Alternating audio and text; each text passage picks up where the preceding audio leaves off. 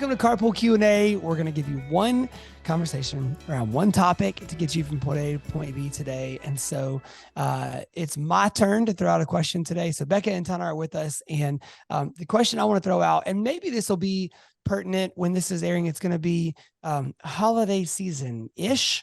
And there is so much family time happening. Just so very much. There's so much family time happening. So my question is, how can we, without sacrificing our kids and our relationships in the process, find ways during these busy seasons like holiday time, school is out, whatever, to recharge and get what we need as humans, as parents? So I always hesitate to use the word self-care, especially as a dude, because the connotation, as we talked about before, is always like, how can I find self-care? And the conversation seems so dainty and just soft and delicate. Like, how can I just fight for my needs and you know, just get this, like, and it's not that, like, really, I think of, like, to put it in a sports example, it's, you know, Ja Morant or Desmond Bane in the fourth quarter, they've already played 40 minutes. They're heaving and they've got to find a way to play 4 more hard minutes. Can they get a rest? Can they get a few minutes on the bench to catch their breath and get something to drink before they get back out? So how can we find that for us as we go throughout busy seasons? I just want to make sure it is okay for me to be like, I really want my needs met like that. That still is okay, right, JD? Right? Yeah, like, okay. I'm teasing dads to say, I'm teasing you. I get you. I know. I know. That conversation has that. I know. So it does. It does. I hear that. It actually feels that way a little bit to me too. I can receive sort of that coaching. It hits me a little sideways sometimes. And I think, my first thought is that I saw, not to go straight to a little meme, but it was some little TikTok something. And it was a mom who had all these things to do.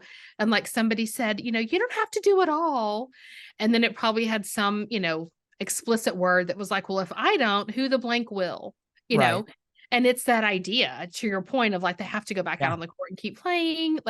We actually do have to get Christmas gifts under the tree if that's your thing, or the yummy Christmas meal on the table if that's your thing, or the people are coming over for Thanksgiving dinner. There's just things that do have to get done. So I appreciate the question, because I think it gives us permission to be curious about how do we do that in small chunks or with some intentionality. So I appreciate this question, and it's very timely. Yeah. Because none of us are probably going on solo vacations right now. Most of us, most of us are not getting away for a retreat in the woods at the beach, between now and January. Yeah. So that isn't the answer. The answer is probably not a solo sabbatical. We have to now we should pause and say, if that is okay to do that off, more power to you. If you on this podcast, 100% do that if you can pull that off. Fair. But the question did give the caveat of without sacrificing your relationship with your people that you're thinking of. So, fair enough. I have lots of thoughts, but I think the first one is you have to know yourself. Yes. So we get into these moments and we don't think at all ahead and we don't reflect back.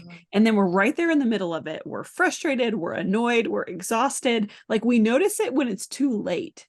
So know yourself and think about, okay, this holiday party at my kid's school is going to bring me so much life. That's my favorite thing of the week. And I'm actually really looking forward to that.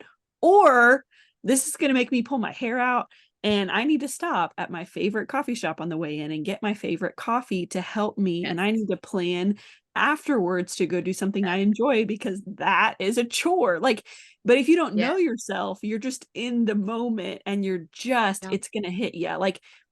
And I used the program, but it could be the dinner that you have, or it could be the special meal that you're going to make, or the game that everyone plays together. Think about your time. Know yourself. Which parts of that do you need to wrap a little bit of self-care around proactively? Think ahead just a little bit, I think. All right. So this is JD, just hang with me a minute, okay? But just hold tight. Okay? Hold on. Don't give up on me here, JD. What just came to my mind I'm so glad we're not in the same room together, because you'd probably be like, what is look for the glimmers? I can't even say that while looking Come at on. JD. I'm just going to talk to Becca right now. I'm not looking at JD's face. Okay. Look for the glimmers, which I know. Okay. So dainty. Which is a very dainty concept, but it I is have the like a little twinkling star music. Oh, I know. I apologize before I said it.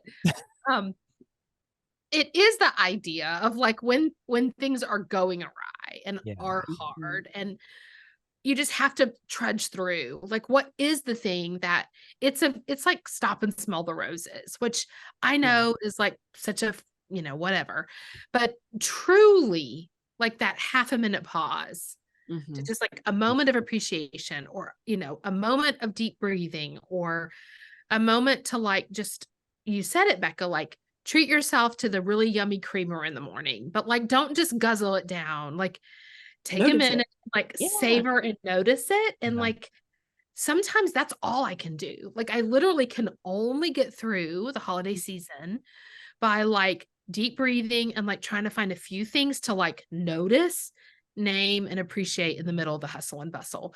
And I have come to call them glimmers, as little, moments of light and hope and twinkles. So Yeah. what would you call those, JD? Give us a very masculine interpretation of the concept. Sparkles, flames. Flames, right? Totally. What are the mini explosions? I think, for me, one of the things that I had to realize, and this is where we are just like, Becky, you said it first, like you have to know yourself. So Elizabeth and I, like, I mean, she's my best friend. We love hanging out together. We love doing stuff together. Like, we generally, when we go on vacations, it's just like exploring together and going like, so we do a ton of stuff the same way or together. We enjoy doing a lot of the same things. This particular area, I don't know if we could be more different. So and this is the 7 in me, Enneagram 7 in me, like I will forever to my dying day, which will probably sooner because of what I'm about to say, sacrifice sleep to do something fun. So if I know, for example, like we'll be visiting with my family around Thanksgiving this year, and they live in a really beautiful part of the country. They live in Asheville in the Smokies. And so like, I love the mountains. The mountains are my favorite. So what I'm going to plan to do then is kind of negotiate with Elizabeth, like, hey, tomorrow morning, if I can get everything set out in advance the night before, so I can get quiet, not waking by up on my way out, I'm going to go at 5 a.m. and go drive down the street to this trail. And I'm going to go either ride or run before sunrise and like kind of get to see the sunrise while I'm out riding my bike through the woods or running, whatever. And it's accomplishing several different things. Like one, I just have a second. So if there's a dumb podcast I want to listen to that has no intrinsic, like making me better value to it, but it's entertaining. It's funny or whatever, then I'm going to listen to that while I'm doing that. But I'm also getting to move my body a little bit, which is getting my brain going, get my body moving for the day. So when I get back, like I've already been up, I've had some time to myself to kind of wake up, and I've exercised. So all the chemical benefits of that are just flowing. And when I get back, then I'm back on my time and I'm ready to engage, instead of if I'm there and I get woken up at a time that is not acceptable to me yet or whatever. It can start off so much different. So Elizabeth, to contrast that, is going to then say, well, to negotiate on my side, like tomorrow morning, like you take that same approach and go upstairs with all the kids, and I'm going to sleep as late as I want down here. So it doesn't always work perfectly for either of us, but we try to fight for those little needs where we can. And if it's for her cashing out early and going to bed earlier so she can sleep longer, or if it's her sleeping in, me getting out early, whatever, we kind of found those little things that we can do. Those glimmers. They're called glimmers, JD. Little explosions here or there. They're called glimmers. I'm sorry. There's no other word. So you found those glimmers in your day that make it so much better. And that really does take it to the next level though, Tana. Like if you don't notice it, like JD, if you just like, this is just what I'm doing, but if you're not pausing and like, no, this is what I'm doing because Liz is investing in me and this is something that she's helping me do. And it's like, and it's something I'm going to enjoy. You could just be like, I go running every morning, so I'm going to keep going running every morning. Or I've got to Or train you for can this thing look for coming up. Yeah. Or you can Yeah. look for that. Like it could be, well, you have to obviously feed people, so we have to feed them today. Or it could be, oh, I wanted to try this new way of making XYZ. Or like, I found a new banana bread recipe. So yes, I have to feed the people. I want to do it a little bit of a fun way. People talk themselves out of self-care because they have these big elaborate things in mind, like a whole day off to do all the things I want, and to have lots of those things are cost prohibitive and time prohibitive. So if we can do what Tana's saying and look for the little glimmers, sorry, JD, but if we can look for those little moments in the things that we're already doing, self-care doesn't have to be this elaborate thing. It can be those little, yourself, what's going to make you feel energized, sleeping in is going to make her feel energized. Like, I don't know. I think it's a great layer to add. No, my thought is coming, it's play personalities. So when things are busy and you're tired and overwhelmed, how can you play? Yeah. So knowing what gives you life or it restores you, what small thing you could do that might repay your mind and body and heart and soul tenfold over is probably going to be somewhere aligned in your play personalities, which we have many podcasts on and episodes. Yeah. So you can go find those. I think we have a video on YouTube about Dr. Stuart Brown's play personalities. That might be an interesting thing to dive into. Yeah. Because if I'm doing the thing that really is the way I'm naturally wired, even if on the outside people would think that was more effort out, it's actually paying me back in dividends. So I'm finding a moment of rest and self-care and pleasure and delight and doing the thing I'm naturally wired to do. So everybody's really so unique in this, right? Yeah. Yeah. Can I say, well, go ahead, Becca. Well, just really quick on that play personality note too, like I'll just one quick example. My family loves to play games. Sitting around the table, we're playing card games, we're playing board games, we're playing games. My husband does not enjoy that. So part of his self-care is he's in the room with us and he's engaged with conversation. He's not going to play the game. And me forcing him to play the game doesn't benefit anyone. Like it's only downhill. So like also self-care can be, what's the compromise? Like he made a compromise. Like, yeah, I'm going to be in the living room with everybody and I'll be around and we'll be talking, but no part of me wants to play phase 10. I would rather leave this house altogether. And so instead of playing phase 10, he's adjacent to us. So I think, Tana, what you're saying about play personalities really does like feed into self-care around this time of year, because you're having to negotiate those little moments. And then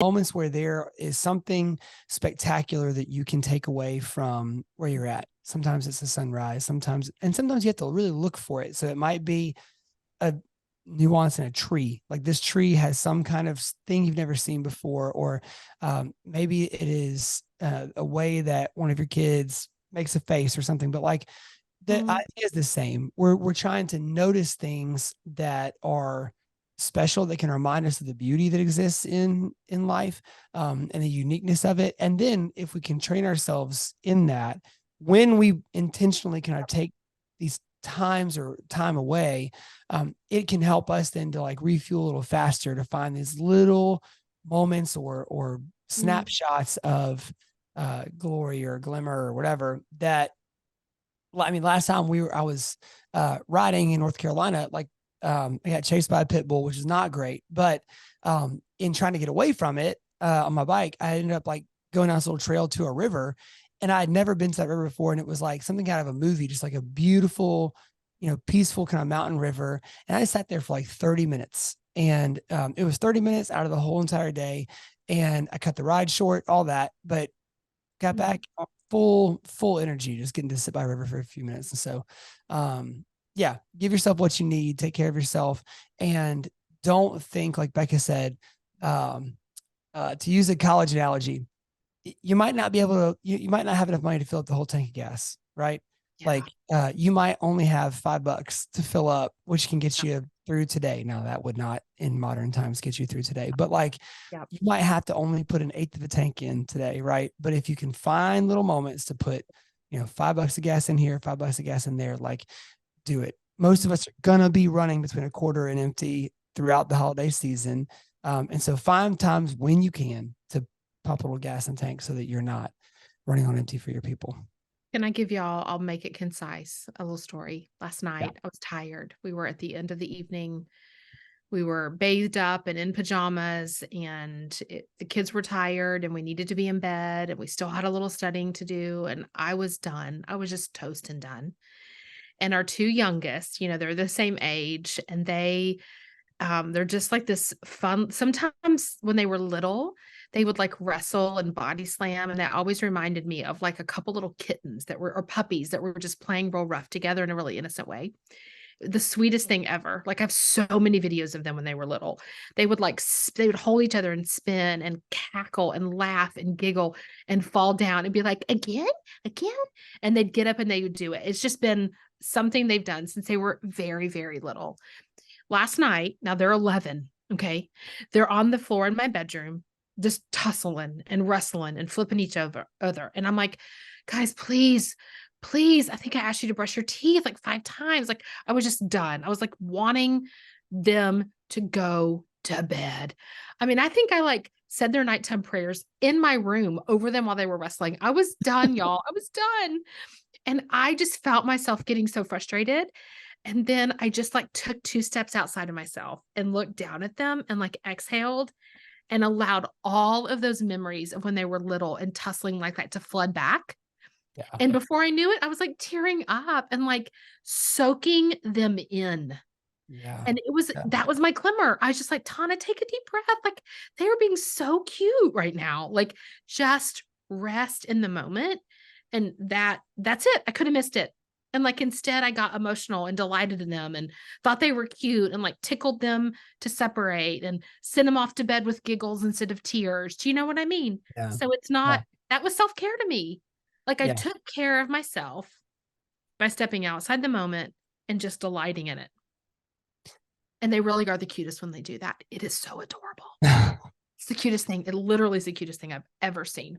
You said this just now, but I think my closing thought here is like that takes work.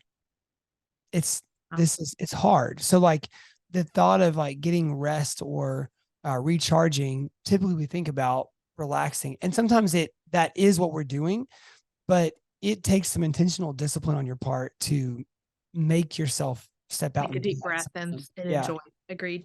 Especially if it's not something, for me, if it's not something fun, if I'm having to like take a step back, like what you're talking about, that's a discipline. And it is hard for me to do that.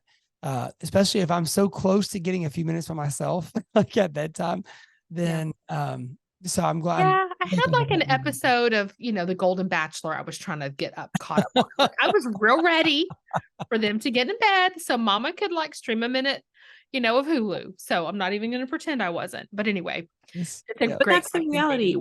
We're fighting for, that's my closing thought. We fight for self-care ideals. And those are fine to fight for, to talk with your family about, to make plans, make a plan to be able to go binge your show, but also don't miss out on the moments in the moment where you can find those little things. Get your favorite creamer, like silly things, like Terry's chocolate oranges. They come out this time of year. I like them. That's silly. I get one every year. Like, get the thing, get the Terry's chocolate orange, get the creamer, like do the little Starbucks bag of Christmas coffee that I've bought myself every year since it came out. And I buy myself the same Yankee candle, cookie candle, and I save it and burn it in January. Like there's the rituals and rhythms too that sometimes can sustain us and take care of us too. So find your things. Yep. Good guys. question, Thank y'all. For Tana, for Becca, I'm JD. We'll see you next week on Carpool Karaoke. No, carpool Q&A. In there. Do edit that out, JD. Okay, y'all just caught it. This is it. It's saying JD wants to call this. Oh carpool my gosh. what Now a we would call. like actually your think would rendition be of Jingle so Bells. fun. Please Oh and my thank you. Do it. gosh. This is amazing. Do not edit that, JD. The people that listen to this whole episode get that treasure right there. That's it. Well, On this episode of Carpool Karaoke. Merry Christmas to all of you who are listening. Amazing. Jeez. All right. Well, thanks. Bye. Leave it.